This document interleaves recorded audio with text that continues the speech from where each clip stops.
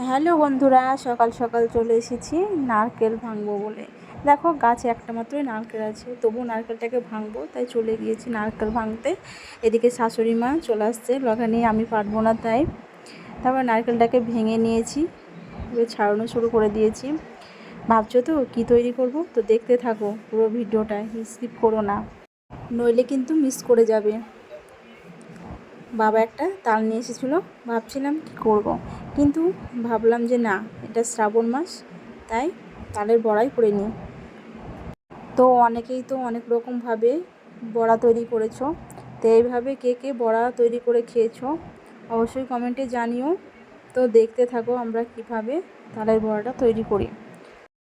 নারকেলটাকে ছাড়িয়ে নিয়েছি, এবার দেখো এদিকে শাশুড়ি মা নারকেলটাকে কুড়ে নিচ্ছে।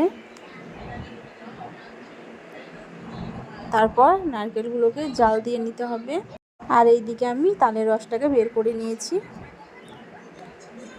শাশুড়ি মা এদিকে দেখো নারকেলটাকে জাল দিয়ে নিয়েছে, এবার গোল গোল করে দিচ্ছিলাম। আর এদিকে আমার শাশুড়ি মা ভেজে নিচ্ছিল বড়াটাকে। তো কী করেছে বলো তো, নারকেলটাকে ভেতরে দিয়ে একটা একটা করে বড়াগুলোকে ভাজতে হবে, নইলে কিন্তু আবার হবে না।